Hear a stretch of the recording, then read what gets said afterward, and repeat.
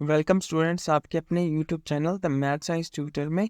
और आज हम बात करेंगे वृत्त किसे कहते हैं। ओके, सो किसी निश्चित बिंदु से एक समान दूरी पर बने बिंदुओं को मिलाने से बनी आकृति ही वृत्त कहलाती है। मान लीजिए एक बिंदु ले लेते हैं, हम एक निश्चित बिंदु ले लेते हैं ये वाला।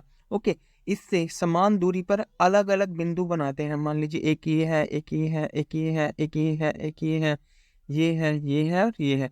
जब हम इन बिंदुओं को आपस में मिला देंगे, अब जो ये आकृति बनकर आ रही है, इसी आकृति को हम क्या कहते हैं? वृत्त कहते हैं। यानी कि एक निश्चित बिंदु से समान दूरी पर, ये सारे के सारे जो हैं इससे समान दूरी पर हैं।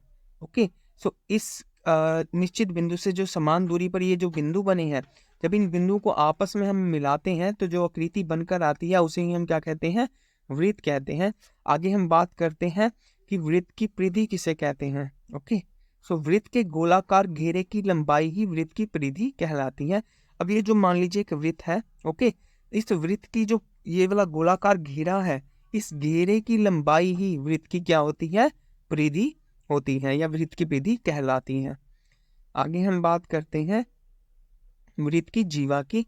वृत्त की परिधि पर स्थित दो बिंदुओं को मिलाने से बनने वाले रेखाखंड को वृत्त की जीवा कहते हैं। अब मान लीजिए ये कोई एक वृत्त है। ओके, इस वृत्त की जो ये परिधि है, ये जो बाहर वाली जो रेखा गोलाकार आकृति है, इसको वृत्त की परिधि कहते हैं। इस परिधि पर मान लीजिए एक बिंदु ये है और एक बिंदु ये है। जब हम इन दोनों बिंदुओं को आपस में मिलाएंगे, इनको मिलाने से जो रेखाखंड बन रहा है वही वृत्त की जीवा कहलाता है। ओके गाइस, तो हमें पता चल गया कि वृत्त की जीवा हम किससे कहते हैं। आगे हम बात करते हैं वृत्त के व्यास की, कि वृत्त का व्यास क्या किसे कहते हैं, या वृत्त का व्यास क्या होता है। वृत्त के केंद्र से होकर गुजरने वाली जीवा ही वृत्त का व्यास कहलाती है। क्या? वृत्त के केंद्र से होकर गुजरने वाली जीवा। अब मान लीजिए वृत्त का केंद्र है, अब जीवा क्या होती है? जो वृत्त की परिधि पर बने दो बिंदुओं को मिलाने से बनने वाला रेखाखंड। अब मान लीजिए कोई वृत्त है, एक बिंदु ये है, एक बिंदु ये है। अब हमने जब इन बिंदुओं को मिलाया तो ये क्या बन गया? एक जीवा बन गई वृत्त की। अब जब ये जीवा वृत्त के केंद्र से होकर गुजरती है तो ये क्या बन जाता है? वृत्त का व्यास बन जाता है। यानी कि क्या है कि वृत्त के केंद्र से होकर गुजरने वाली जीवा ही वृत्त का व्यास कहलाता है या कहलाती है। ओके, अब बात करते हैं हम वृत्त की त्रिज्या की, कि वृत्त की त्रिज्या क्या होती है। वृत्त के केंद्र से वृत्त की परिधि पर बने किसी भी बिंदु को मिलाने से जो रेखाखंड बनता है उसे ही वृत्त की त्रिज्या कहते हैं, या वो वृत्त की त्रिज्या कहलाती है।